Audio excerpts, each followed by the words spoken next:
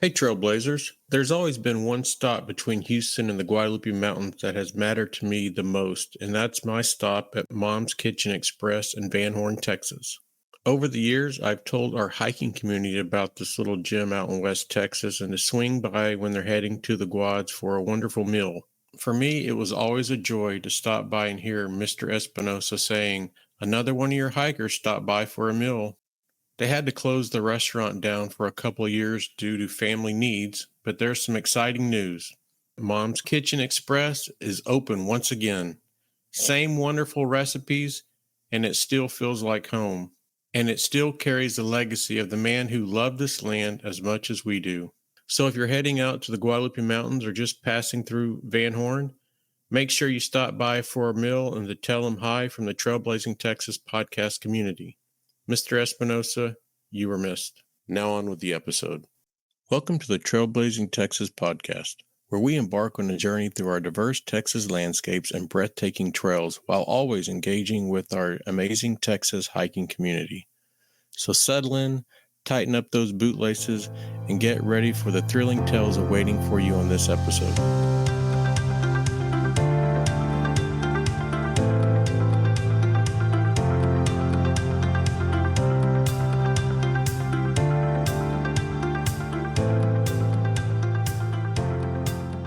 Welcome to the Trailblazing Texas podcast. I'm your host, Jason.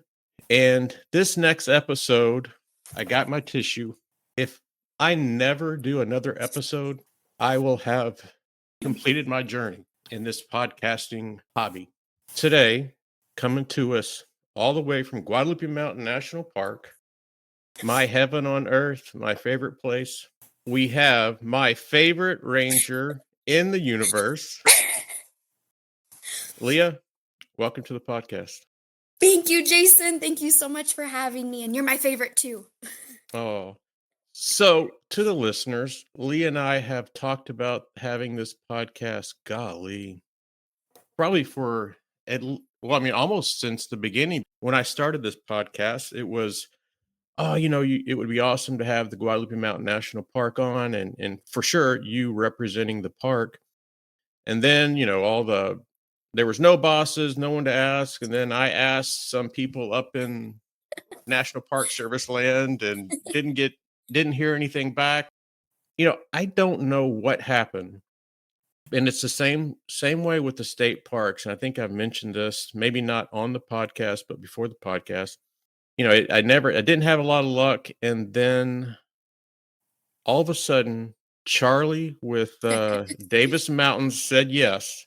And it has been a floodgate with state parks. All of a sudden, I got a response from the National Park Service. That Big Bend could come on, that Guadalupe could come on, and so this is it's just a wonderful time for the Trailblazing Texas podcast. And again, if this is my last podcast for whatever reason, this is how I would want it to end. That's awesome. It sounds like meant to be that all this happened. All right, to the listeners, I promise I will not tear up too much, but I've known Leah for a long time. She is my absolute favorite ranger. She is the one, when I walk into the visitor center, the first thing she says is, "All right, what do you got planned?" And when I give her the plans, she's like, "Are you sure you want to do that at your age?" Or, "Hey, have you ever thought about this instead of that?" So she is my sounding board. She helps me with planning some of the big things that I've done in the park. And all right, so are you ready? Yes. All right. Well, what we do now on the Trailblazing Texas podcast is we have what we call as a lightning round. And as the listeners know, Leah has not seen any of these questions. And Leah, I don't know how much of you've heard the most recent podcast, but we always start out with the lightning round and just first answers that come to your head, short, no stories, just as fast as we can get through it. If it's not lightningy, I don't know if that's a word, through the magic of edit, we will make it like we are flying. So are you ready? Bring it on. All right. You're hiking in the park. Are you peak bagging or canyon strolling? Canyon strolling. All right. El Capitan at sunrise or McKittrick Trail in the fall? McKittrick in the fall. All right. Favorite trail snack? Cave quesadillas. Biggest animal you've ever seen in the park? Elk. Bull elk. Most annoying sound? Wind, buzzing flies, or snoring tent mate? Flies. Flies. If you had to give yourself a trail name right now, what would it be? Sparky. Sparky, all right. Favorite month in the Guads? October. Have you ever been on trail and yelled at the wind? Yes. Stop! Yes. One thing you'll never forget to pack. Headlamp. Least glamorous part of being a ranger. Computer work. All right. Craziest question a visitor has ever asked you. Can you come hike up the peak and move this rattlesnake? Okay. Better camp spot, Pine Top or Mescalero? Mescalero, less people. Exactly. Favorite trail in the park, and no explanations, just say it. Permian Reef Geology Trail. I knew we're connected. That's mine too. Synced up. Yep. Describe El Capitan in one word. Iconic. Love it. If you had to pick a sidekick, what would it be? A mountain lion, a raven, or a ringtail? Ringtail, they're very sneaky. Scarier, lightning storms on a ridge or running out of water in the backcountry? Water. Yeah, Water, yep. definitely. Ever gotten lost in your own park? Never. Knock on. Never. One sound in the park that you never get tired of. Canyon wrens. Would you rather do Devil's Hall in the heat or Guadalupe Peak in 50-mile-an-hour winds? Devil's Hall in the heat. There's shade. There you go. If you could speak to the Guads directly, what would you thank them for? I would thank them for letting me fall in love. What lesson did the mountains teach you that has changed your life? That the meaning of life is the people that you love and reconnecting with Mother Earth. What's one thing you've only said out loud in the Guads alone? I need to pee somewhere. All right, second to last question. Golly. If you step back and look at this journey that you had in the Guads, and today is your last day, and you're walking out of the Pine Spring Visitor Center for the last time, what is one thing that you would say to the Guads as you're driving away? I would say that I hope they were proud of me. All right. Are you ready for the most important question of the podcast as we dry our eyes? Yes. All right. This will, as always, dictate the duration of the podcast and the direction that we go in. But what is your favorite Texas hiking podcast? Out of all of the podcasts in the Trailerverse, I would pick the Trailblazing Texas podcast. Nice. I love it. You know, as a host, it always warms my heart. And what's weird, I don't know why, but like everybody always says that. It's so maybe I don't know. Maybe something about you. Yeah, I hope so. So as always, when we start these episodes, and it's not just me, I get a lot of comments that I see that they really enjoy getting to know the guest.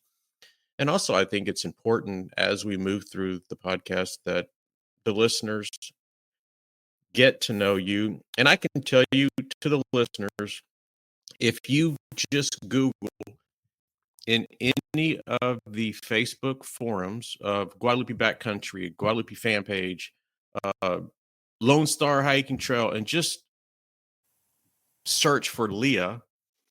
And if anybody mentions her name, Leah Ranger, Guadalupe Mountains, there's not one person that has ever made a comment that didn't say best ranger ever or my favorite ranger. It's never just, oh, she's cool. It's always top of the line. So, Leah, for you, I hope that you understand that you have made an impact and a difference on a lot of people's lives. And what's funny is, I don't know, a few years ago, if I don't know, 4 or 5 years ago, if someone would have asked me, God, Jason, you love the Guadalupe Mountains. Do you think there's anybody in the universe that loves the park more than you? I would laugh and say no, because I just want to go to the Guads. I just want to experience the Guads, and I've been there a bazillion times.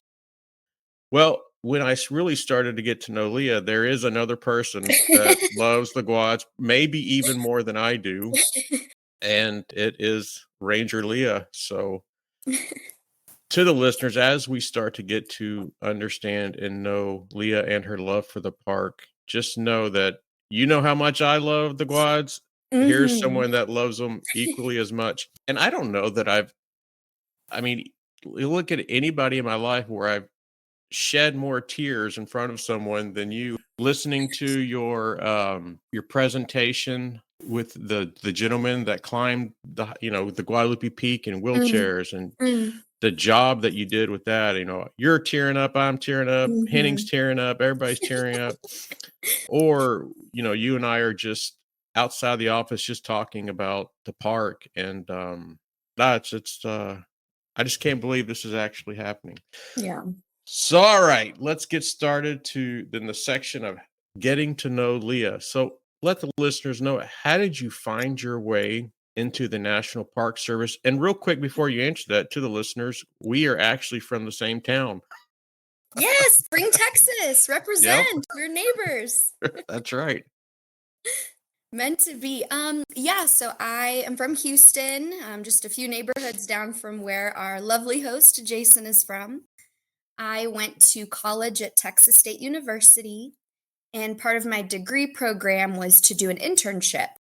So I took an internship with an organization that definitely changed my life. It's called the SCA, the Student Conservation Association. And I got the privilege of starting to intern with the National Park Service during the centennial year, 2016, 100th anniversary. And the park that I worked at was Hot Springs National Park in Arkansas.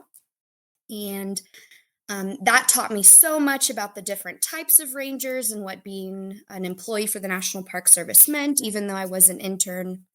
And I do want to shout out my 2 amazing mentors that absolutely got me where I am today. And their names are Brian Schwieger and Miguel Marquez. Shout out if you guys are listening.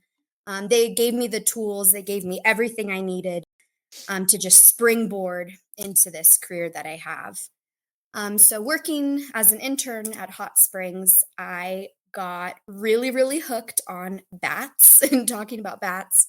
So it was like my dream to work at Carlsbad Caverns National Park, have a microphone, and then almost 500,000 bats flying out behind me. So that was definitely a dream come true. And I got to do that. And I worked at Carlsbad Caverns for 2 years.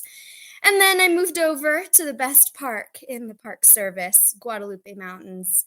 And I've been here since 2019. So it's been a long time, and I have no plans to leave. This is my dream park, as we call it in the park ranger world. And it's every day is absolutely a dream come true. So that was my start.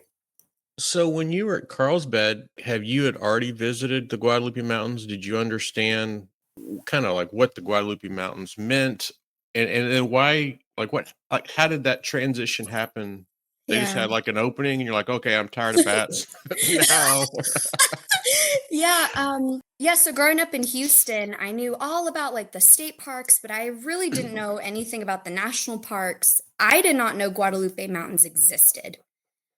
So when I had Mhm. got the offer for Carlsbad Caverns, they informed me that they didn't have enough space in the housing for me, and that I was to live in Texas across the border at Guadalupe Mountains.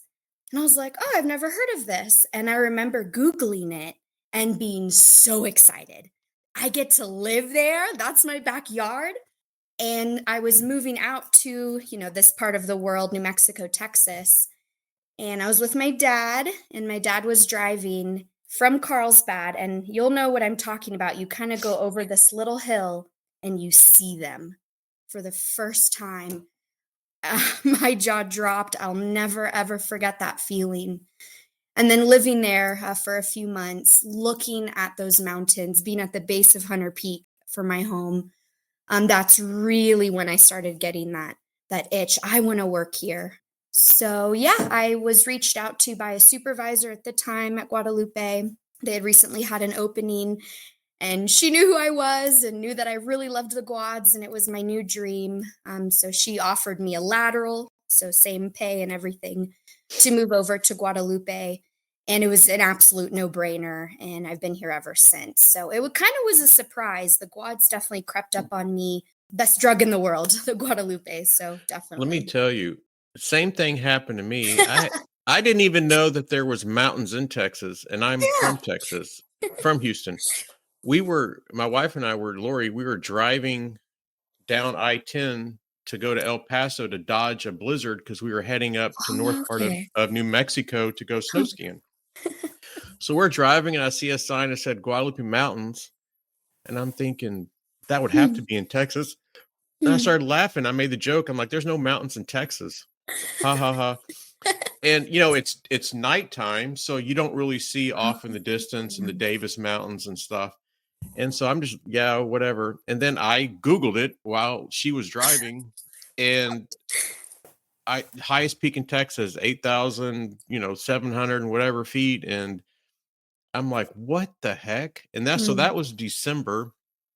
hmm. And then for spring break, I said, hey, let's go highest peak in Texas. And I wasn't even a hiker then. Like I had a camelback little backpack I used a water bladder. So clearly I didn't know what I was doing. And yeah, so we showed up. It was 30 something degrees outside in March. We had told our oldest boy to get all his crap out of the car, which of course he doesn't listen. And he left his Klein Oak hoodie because he was in track. Well, Lori was just wearing this really thin something that you would walk in the neighborhood on like a fall day. And so she was freezing. I don't know Hmm, that I was even dressed for it. And hmm. luckily we found Grant's hoodie. So she was Uh-huh. able to wear that.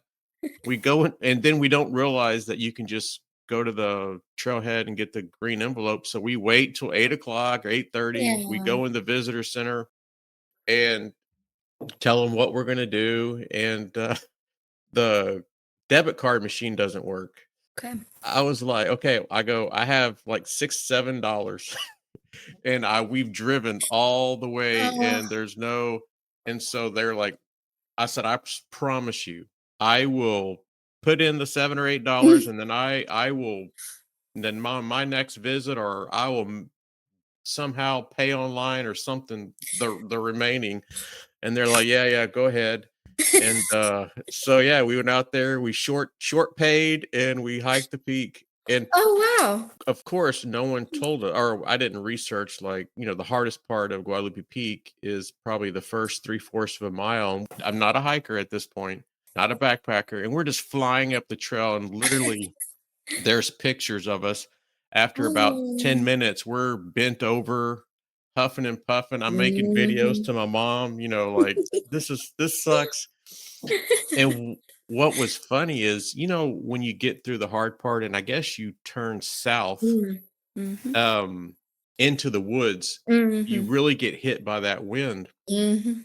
Well, it was a really windy day, and I guess the gusts were probably 30, 40 miles an hour just in that little section. We rounded that corner, the wind hit us, I went down and was crouching against the rock. Lori steps around me, and I'm thinking, I quit. I'm done. I'm not doing this.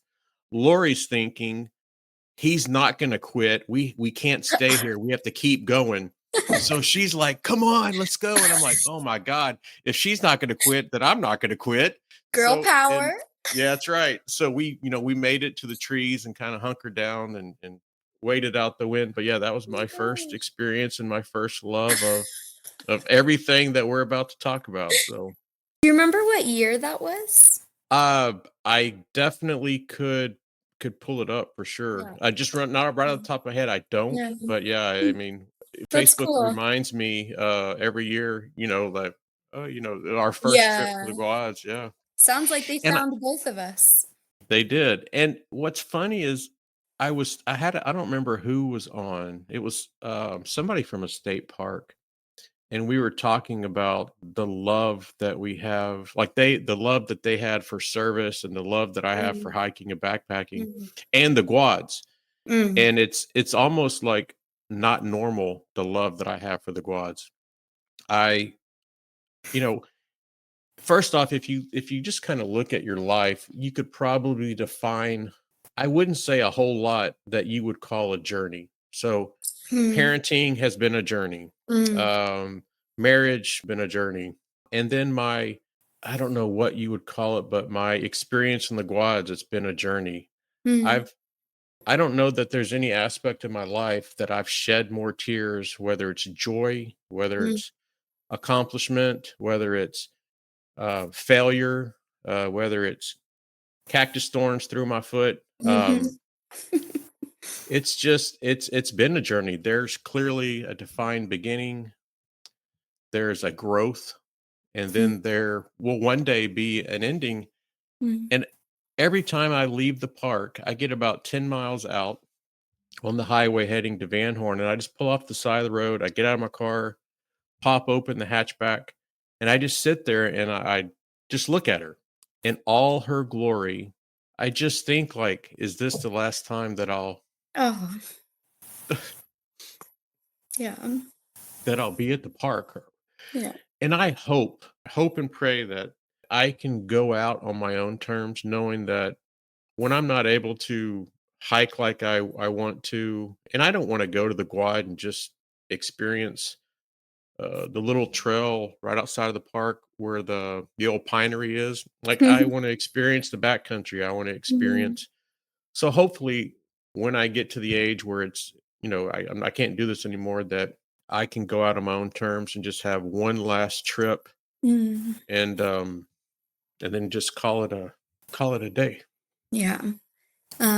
Yeah, in my experience, I've learned that the mountains are with you forever. Whether you're out here in West Texas or back home in Houston, like they're a part of you. And yeah, so I think that that passion is not only rare, it's contagious and it fuels me knowing that there's visitors like you who come to the park. And what excites me more is the visitors that don't feel that way yet. That they're like, "I've driven past for years, I've never stopped." Those are my favorite because 'cause I'm like, Hmm. "Come join us in our love for the mountains," but, it's definitely a really special feeling, and, yeah, I just hope that everybody feels that way about And any it's place, but right there. You mm, hope everybody will at some point in their life love something as much as we love the Guads. mhm, And, and yeah, it's a different, like, of course, you're gonna love your kids, you're gonna love your mhm, spouse, and this is like, it's a different yeah, category of love. yeah, And, truly, it's a love when you're successful, you cry. It's a love when you have a failure, you cry. It's when you're leaving, you cry and you feel mm, sick. It's mm, just, it's mhm, not better love or worse love. It's just a yeah, different type of I love. love yeah, totally. So, what does a fulfilling day look like for you as a ranger there? Yeah, I think the biggest thing is safety. So if we help somebody on the trail, maybe who's having trouble, so I kind of break it down into three categories: live, learn, and love. So yeah, living is right, good. So Yeah. fulfilling is making sure people are prepared for their hike, they have what they need, but also if they get in trouble on trail, helping them off. Yeah, the second thing, learn. So I hope people learn something, whether it's about the really cool fossils that are only found here, something about the mountains in Texas that blows people's brains a lot, or just something they learn about themselves, I think is fulfilling. And then, of course, love, right? What we were just talking about, like reaching that level of adoration and admiration for the park and just for nature, and how just this beautiful cacophony of circumstances and things have led us to stand here at the base of these beautiful mountains. So, yeah, fulfilling for me is definitely live, learn, love. And then, of course, I think every ranger would say this, the kids, the junior rangers turning in their books, getting so excited, getting the badge, doing the swearing in ceremony, and just knowing that those kids eventually are going to grow up and take over managing these beautiful lands. So I think that's something all of us agree is making that beautiful and hopefully life changing impact on the kids. I really love what you said about learning about yourself. I use the quads a lot with family members, friends. It's emotional to see their first glimpses of the quads, and to see that light click in Mm, their eyes. Also, I've taken friends there to push them to mm, to learn about themselves, that you can get past whatever pits of life that you're currently going through.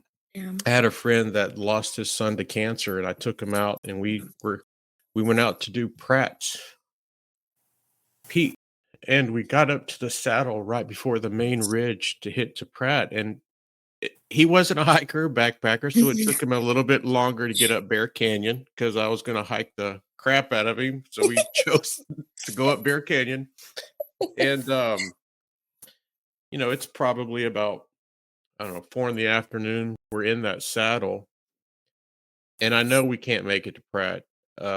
Timing wise, I don't have headlamps, and we're currently not dressed for, the 30-degree temperatures at night. Oh, wow. Yeah. So I'm like, hey man, we're gonna have to turn around, and the emotion that we had with, Mm, I think it was probably a mix. It was of, wow, seeing push himself beyond probably what he thought he would be able to do.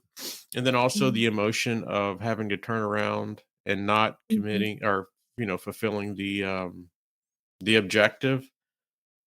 But yeah, there's a huge opportunity in the quads to really get to know really who mhm. you are.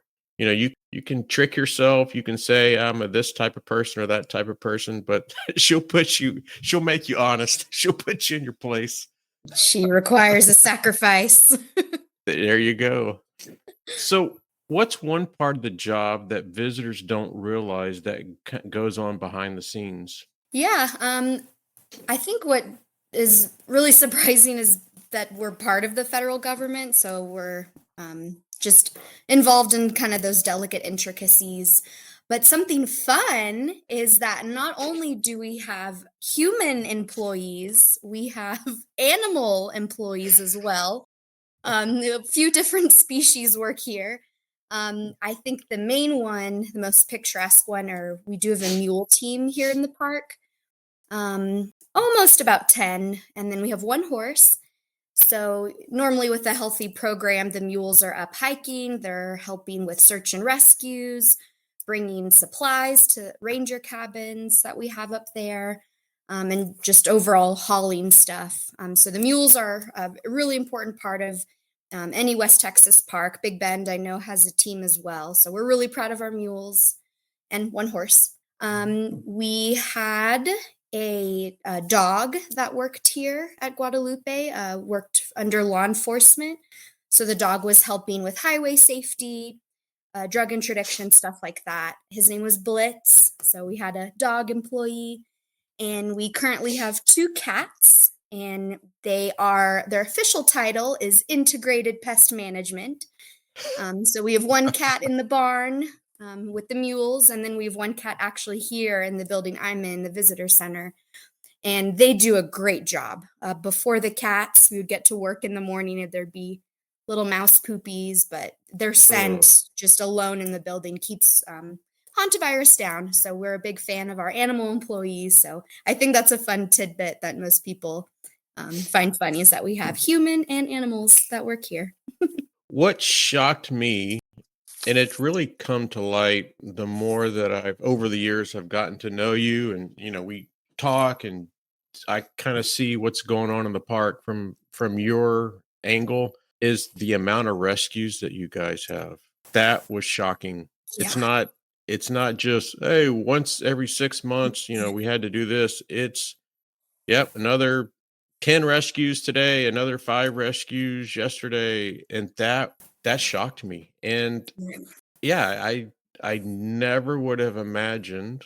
I could see, well, I mean, if you look at the park and you look at all the trails, yeah, I mean, the backcountry, things can happen, but it's a trail, so probably you hope Mr. Barry's not listening. You probably won't get lost, but you could. Sorry, Rick. And I can understand that. Okay, maybe if you're trying to bag some of the off trail stuff with proper permitting and all that and notifications, that, yeah, I mean, you could have to call for a rescue. But I just had no idea, just on a normal day, the amount of rescues, or a normal week that you all go Mm, through, and that's mm, shocking.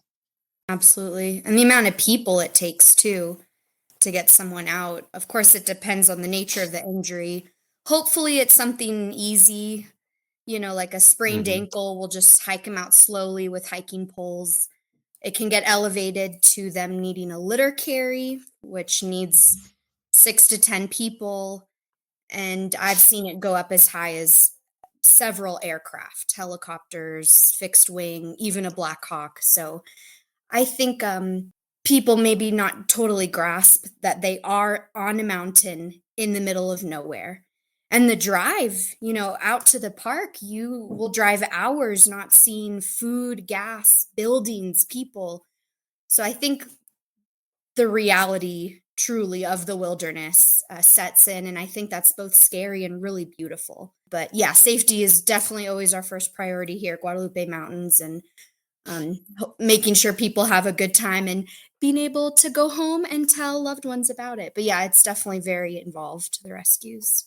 It's funny, every ranger with the state park service here in our Texas Parks and Wildlife, and I ask them every one of them, I ask them this question: what is one thing that you see most visitors show up at the park without? And every one of them, with 100%, not enough water, not enough Boom, water, not enough boom. water. And I Mm. would assume the same for you. Every day, every single day. Mhm. Yeah, families with kids, children, just, a few bottles between them. Um, yeah, we tell people here gallon per person per day. And I think it's sometimes hard to convert. Well, I have like 6 little bottles. Is that a gallon? It's so much better to have a heavy pack, make you a little tired, and be able to pour out your water at the end than being out in the wilderness truly and taking your last sip and not knowing when your next one is. So it really is the most important thing ever is water. Yeah. So I'm glad my fellow rangers were all on the same page out there. Yeah, and I ran out of water in the backcountry. My fault. I was with two other experienced hikers, and I was debating with Henning. I go, no, I'm just going to take 5 liters. I've got 1 liter here. I've got 1 liter there. I've got 3 ounces for this, 4 ounces for that, which is so stupid to try to save a little bit of weight. Yeah. And we got to yeah, what campsite? We were coming from Dog Canyon, and we got Mhm. to Bush, Mhm. and I ran out of water at Bush. And Ah, I noticed through the Blue Ridge, I noticed that, okay, yep, I'm gonna run out of water. And I asked him, mm. I'm like, hey, because he packed like 9 liters, and I'm like, can I have some water. And he's like, you're running out. And of course I had to admit to him, yeah, I'm running out because it was, I misjudged what I was drinking, and I was drinking the wrong bottle and thinking, oh, I have tons of water. Oh, yeah. And so, yeah, I ran out of water at Bush, and he let me sit at the camp for about 2 hours, wouldn't give me any water, and I didn't wanna ask again because he's a jerk, and he would just rub it in my face. You know, you have those friends. And, so finally, I'm like, "Henning, are you gonna give me the water?" And he goes, "Oh, you need it?" I'm like, My "Yeah, gosh. I'm dying over here." Literally. And So, there are yeah, so no water sources in Guadalupe Mountains. There's no nope, magical fairy springs up in the high nope, country. Yeah, so hopefully it's a mistake you make once, but that's funny. yeah, Henning. yeah, exactly. Henning. He made me suffer. But that water tasted so good when he shared. It does, yeah. So, what do you love most about working in the mountains, not just for them? Easy answer, the weather. Obviously, we relate a lot coming from Houston and the humidity, and it's pretty similar all year round. But it has been an absolute pleasure to just see what the sky does. I think the biggest weather phenomenon is something that you had mentioned quite a bit earlier in your lightning round are the winds. Crazy. Guadalupe Mountains, I think, is the second windiest place in the country as far as gusts go. I have been here during insane windstorms, dust storms. This year, especially 2025, has been so crazy, but it is not unusual for the park to get 90, 100 mile per hour gusts. And there was one day in particular that is infamous here at the Guadalupes, and it was February 2023. The sky turned brown. On all of our phones, we got that weather notification: stay indoors, seek shelter, pull over. In the parking lot in front of the visitor center was a Class A RV, kind of big Mhm. Greyhound sized. That thing flipped over. What? Um, Rocks were being picked up and flown into people's windows. All the cars in the campground where all the windows were busted out because of the rocks. Out on trail, the trees, those big ponderosa pine trees, falling down by the dozens, and glass from all those broken car windows were flying in our eyes. Semi trucks on the highway were tipping. Our radio tower went out, and it took away our like window meter, and it took it away about 96 miles per hour, but we know that it had gusted higher. So coming from hurricane land in Houston, when I moved out here, people are like, "Oh, it's windy." Um, yeah, it absolutely is. So truly hold on to your hats because the the mountains will take it. So that's the big one, the winds. And of course, being in the desert, the heat in the summer, not unusual for it to reach 100, 110 degrees Fahrenheit. Here at the visitor center where I'm at, we're a little higher than Denver, Colorado. So we sit at about 5,600 feet. So we do get lots of snow. I've seen blizzards here, and the snow will stick up on the high country and then kind of melt down below. But we get snow, which is kind of fun for people. And then what we're experiencing now, kind of this late summer, are the monsoons. And just with the big skies, oh, it's so humbling. You see the thunderstorm coming, you feel the rumble in your soul, and of course, the lightning. So the monsoons have been really fun. And then kind of the coolness of fall and the colors. But yeah, the weather has been the coolest part of working out here for sure. Yeah. And it's funny you say that. Coming from Houston, I heard the same thing. Oh, it's windy there. I'm like, okay, I walk outside to check the mail during a hurricane, like, oh, it's not gonna be that windy. Oh, let me tell you, there's a Mhm. Guadalupe, it's a different type of wind. Totally. Yeah. I've And seen it pick up people and throw them. yeah, and okay, this is not something that I feel I'm proud of, but I used to get a giggle when I would bring somebody to the park for the first time. We would start early. So my thing is, if you're going to do the Guadalupe Peak or really any trail at elevation, start about 3:30 in the morning. You will guarantee yourself at elevation to see the sunrise. Mm. And also, it gives a totally different perspective of the trail. You see it at night and then you see it during the day. And so it's, it's That. kind of cool. But you get up Guadalupe Peak Trail, kind of early, and you start to experience the backpackers that have come down from Guadalupe Peak campsite, tent poles broken, tents ripped up, and Mm. because of the wind. And I was at Cap Rock. When was it? When y'all had that high wind, 100 miles an hour, 95 miles an hour. Here, just it was. God, I can't. It wasn't that long ago, but it was what, February or something when y'all had That's our windy that high wind. season. Yeah, so I was at Cap Rock, hunkered down in my car at the campsite while y'all were having that crazy wind Wow. Oh there. my So yeah, gosh. Wow. yeah, Yeah, it's yeah. insane. So humbling. So whether it's a patrol or your first solo hike in the Guads, do you remember that? And what was it like?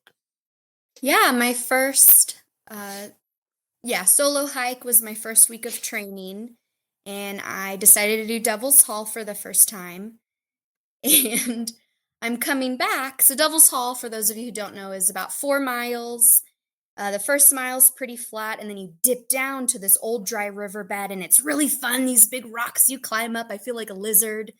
And then you end up in these kind of narrows.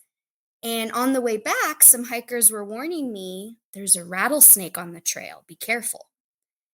And I was getting really confused because some hikers were saying it was on the left, some hikers were saying it was on the right. So I'm just like, all eyes.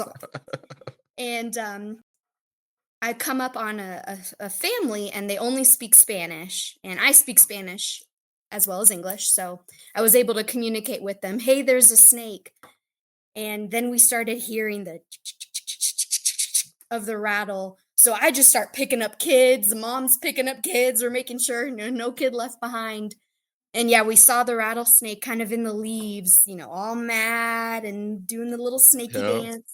So me and these children and this family were trying to sneak away from the snake. So that was definitely memorable. And Devil's Hall is a very snaky trail, very adventurous. And I thought that was a really funny first patrol. It was my first rescue. No, I'm just kidding. The snakes in the rocks. Nice. I've only had one rattlesnake encounter. It was on Hmm. Lost Peak. Hmm. And to the listeners, don't ever do this. This is I was naive, but we got to the base of Lost Peak, and I had just met this guy. He was from Colorado. We were at Dog Canyon, so we said, "Oh, let's do it. Let's hike together." We neither one of us have done this. So we get to the base of Lost Peak, and we're looking up, and I'm like, "Let's just walk up these rocks to the top." So cut the trail. You don't ever do that, to the listeners. You do not ever cut the trail. You go on the trail. And he's like, "Yeah, okay, let's do that." Because it cut off a few minutes, but you don't do that because you now impact the erosion and all that stuff. So I learned. I mean, the wind is probably 30 miles an hour steady, and he's ahead of me, and he's walking. Well, he starts to jump back. Well, I thought the wind was pushing him back, so I'm Oh. pushing him forward, and I'm pushing him forward onto a rattlesnake. Oh my word. Oh And my word. he turns and kind of like grabs my hand, like, "Stop." And he's like, "There's a rattlesnake," and like right between his legs. Oh my And gosh. luckily it was cold, and it took a long time for the snake to start to rattle and Mm, kind of get back under the rock, but he would have been bit because I'm pushing him on top of the snake, that is thinking that the so wind funny. is knocking him back. So yeah, that's funny that you had a rattlesnake experience. Yeah, and I don't know, how common is it for people to run into rattlesnakes there?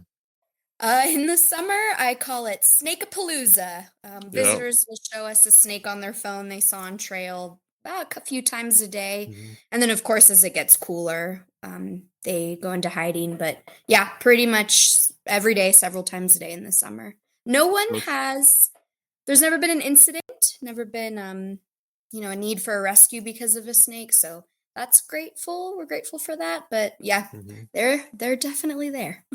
Yeah, and it's like the Lone Star hiking trail right by my house. Mhm. My hiking season kicked off on that trail. I wanted to hike more in the summer, but we're selling the house and a whole bunch of stuff happened, so I Yeah, didn't get to. But busy from day. September now till May, I'm usually out there every weekend, and it's Yeah. 1,000% during that time that I don't run into a water moccasin, a coral Oh. snake, or a Mhm. copperhead. Ugh. And the only time that you know that they're there is because you hear them in the leaves trying to get away from you, or Oh, you would walk right by them. that's so crazy. I lead hikes for the Lone Star Hiking Trail Club, like at least once a month. I try to volunteer, and that's my biggest fear is somebody getting Mhm. bit because we're out on the trail and snakes Yeah. are it's snake palooza too down here. Yeah, absolutely serious. Oh my gosh. So, what's the most rewarding interaction you've ever had with a visitor? Um, I think you know what I'm gonna say, but there is a story here at Guadalupe that is so near and dear to my heart. I learned about this story when I was a visitor living at Guadalupe, working at the caverns. And it is the story of the guys who made it to the top of Guadalupe Peak in wheelchairs. So, sharing that story has been so fulfilling to me. And I feel like is, I don't know, touching something greater than us, than the story. It's how you and me actually became to be friends. Yeah, you guys had just gotten off, I think, of the Hunter Peak in the Bowl, and you came down to report an abandoned campsite. And I said, "Hey, I'm about to give a program about the guys on the peak with wheelchairs." And you and me are just, locked and crying and really connecting over that story. So every time I'm able to tell somebody about that incredible achievement and that huge movement towards the rights for folks with disabilities has been really cool. But to answer your question, the most impactful moment I've had, I was giving that program on the patio right outside here at the visitor center, talking about the guys. And out of the pinery comes a gentleman in a wheelchair. And he comes over, is listening for a little bit. And at the end of the program, he comes up and tells me that he knew those guys. Oh man. They played basketball together. He was dear friends with Shorty, who is the leader of the group, and he was able to share with me just stuff only a friend would know. So that was so cool having that human puzzle piece really connect the full picture for me of that story. And you know how it goes. I asked the guy where he's from Spring, Texas, where you No and me are way. from. And he actually was my high school science teacher at Klein. And I remember my teacher being in a wheelchair, but just that full circle moment of having that guy have this connection to this story and have been a part of my life growing up was the most Yeah. beautiful thing. And stories like that is why I'm a ranger. It's to connect people to this place. And you often find that you have those connections that are long lived, like you and me. So, yeah, so that story meant a lot Wow. to me. So, yeah. So, do you still give that presentation? Yeah, when we're every time we offer programs, that's the one I like to talk about. Yeah, we do offer daily programs every day at 10 a.m. here. Kind of slow in the summer, so I haven't given it recently, but here in the fall when we start getting busy again. But let me tell you, I talk about that story every day. Every time someone gets off the peak, I'm like, "Can I show you something?" And I show them Mhm. the picture, and so I talk about it every day. But as far as programs go, usually when we're busy. Yeah, and I just got to tell to the listeners, she is 100% right, and I've even said it at the beginning of the podcast. I was crying. She had tears in her eyes. Henning, who is a jerk all the time, he had tears. I think Sam had tears. It was one, and it's funny. I even talked about this, and I don't remember what state park it was they were on, and it was your presentation And I made a note to myself, I will never not participate in a Mm. presentation that Oh, cool. a ranger has put the time into. And I'm usually like, oh, I just want to hike, and I don't pay attention to the board, I don't pay attention to what's going Mhm. on. And that your Mhm. presentation changed it. And so I've been to my youngest was going to Corpus A&M, and so we went to Mustang Island, and they had a presentation of like artifacts and stuff, and I got to throw one of those spear things at a big bison Oh, thing. And cool. oh yeah, it was a Yeah, blast. So that's to the fun. listeners, I understand you have an itinerary to your trip to the park. This is what you want to get accomplished. Just give 2 seconds, look at what's going on in the park. I promise you, I guarantee, from the Trailblazing Texas podcast, get connected to some of these programs, some of these events, and you will not be sorry. And start Guadalupe Mountains. And what is your program called? It's called The Point Is, because That's that was right. the group the guys were from, was Yeah. Point. So The Point Is. Yeah, I was talking about that, and I'm like, oh, Leah's gonna be mad because I can't remember can't I was remember the proud of name. you because you brought it up. Yep, Increasing the coverage. So, no, all there you good. go. And on YouTube, if you just search for Assault on the Mountain, you can kind of get the documentary, Yes. that talks about the actual story that you have the program on. So Yeah, they filmed it. It's kind of like a home video documentary. It's mhm, incredible. mhm. Incredible. Yeah, and if you're a young listener, you can actually see what TV was like back in the 80s and 90s. All right. So, what is your favorite sound or smell in the park? Mm. My favorite smell, it's from a plant called creosote. And it smells like rain. So if you take the leaves, kind of squish them and smell them, it smells like a fresh rainstorm that just went over the desert. That is, if I could just capture that smell and make it my own, I would. And then definitely my favorite sound, I mentioned it earlier, is the sound of the canyon wren. It's like haunting and beautiful and this wonderful desert song. And especially in the canyons when it echoes, you don't know how many birds are around you. So I love that. I know I'm not the only soul out here enjoying this canyon on this beautiful day. So smell, creosote, sound, canyon wren. And this is, again, I'm going to say this, probably I've said it 1,000 times. This is the only destination in my life that has evoked emotion. Like what you said, you hear this, you hear that, you see this, you smell that, you experience this.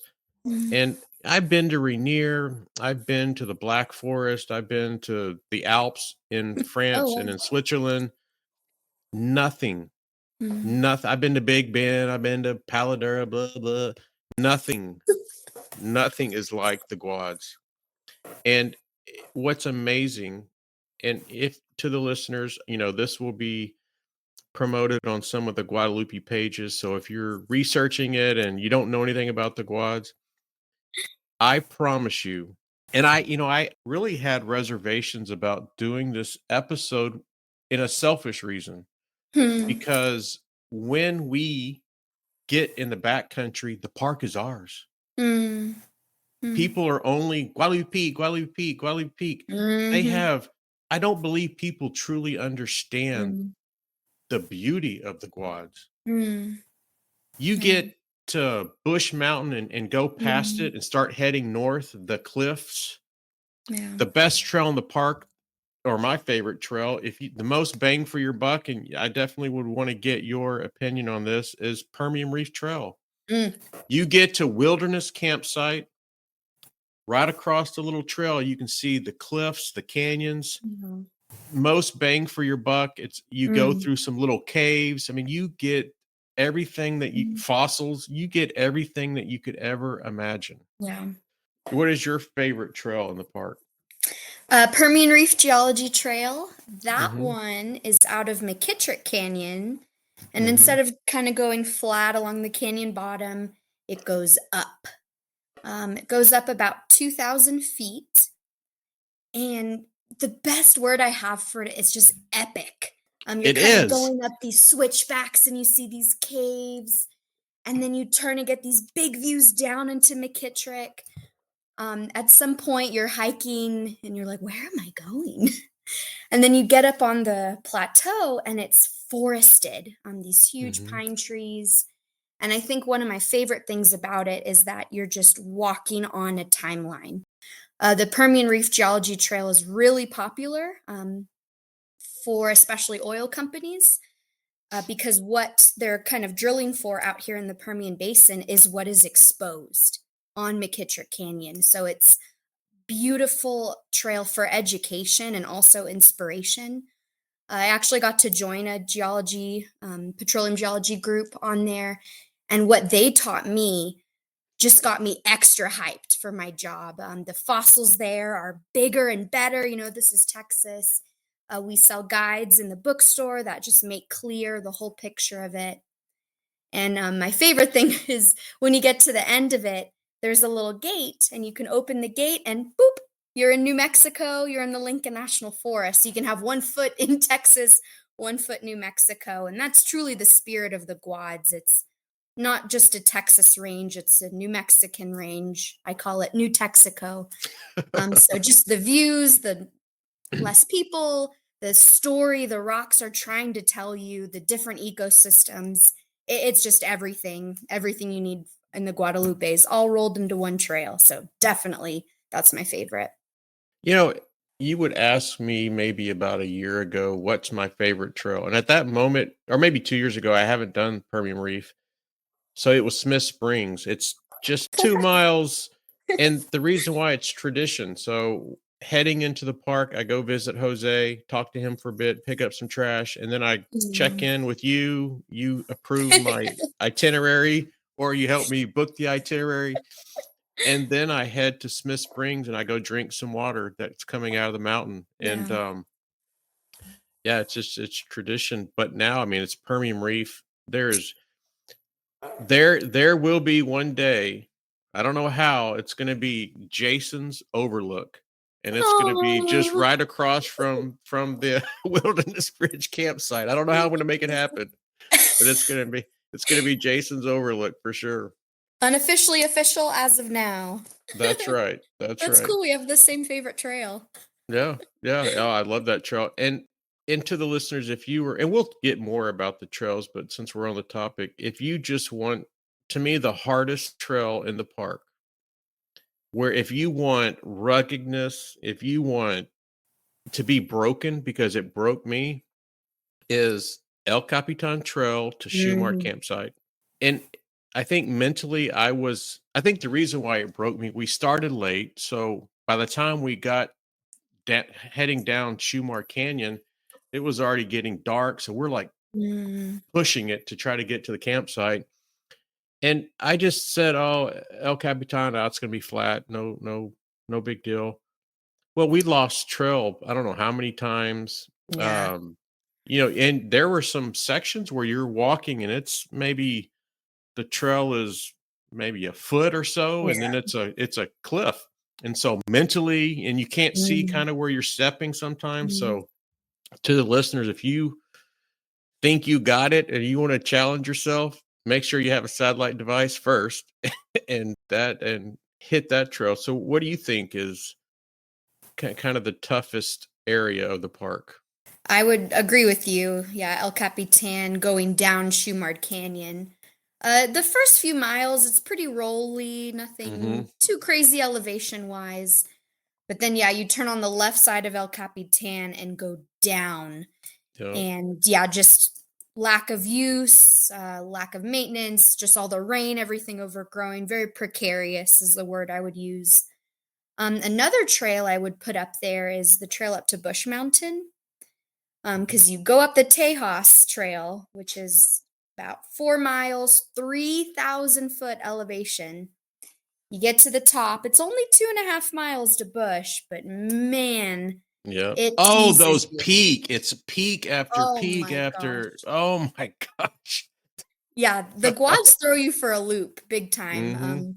Yeah, I love how you said earlier, like it breaks you, but then it fixes you in a way, Yep. makes you stronger mentally, physically. But yeah, the Bush Mountain, which is the second tallest peak in Texas, definitely a doozy. But the Guads are famous, truly in the wildland fire world, infamous for chewing up your shoes. Um, I think any hotshot would agree if they've ever fought fire in the Guads. It is tough, and it chews up the soles of your shoes, the soles of your your body, big time. So yeah, she's rough out here, but definitely so worth it. But yeah, the Guads are not easy. Nope. Yeah. You've been to the Guads for how many years? I think it's 7 years. 7 years. Do you still get that wow factor, or is it just you just consider it home now? Every single day I drive from Carlsbad where I live, and get that glimpse, over the hill and see the mountains. I get that glimpse around 7 o'clock. So pretty much every morning at 7 o'clock, I gasp, and it's so fun.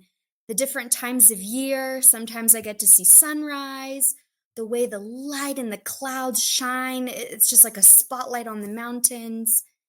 People would say, other than the mountains, it's a uneventful drive, but if you look carefully, you'll see elk out there grazing. A lot of people miss that. And sometimes, just the way the fog and the shadows, I have to pull over and take pictures. I'm in my uniform. I've lived here for almost 10 years, and I am just amazed. And I'll never forget one day I was coming to work and there were three rainbows just Oh, welcoming. wow. We're driving under them to get to the park. So, and I had a coworker who just retired, who's worked at Guadalupe since 1998. Shout out Michael. Oh, And he always told me that drive will never get old. And yeah, I don't think it ever will. Definitely a home, but every morning at 7 a.m., I'm just looking at my mountains. So yes. yeah. And I think I've hit the park 23, 24, Oh, 25 wow. times.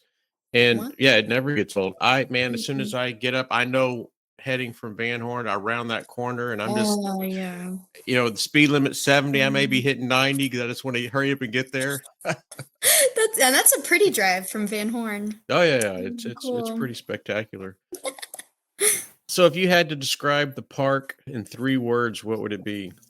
And that wraps up another exciting episode of the Trailblazing Texas podcast. We hope you enjoyed the episode today and stay tuned for our next episode where we will pick back up where we left off and guarantee to uncover many more hiking gems and share many more tips to enhance your experience on the trail. Until then, happy trails and happy hiking.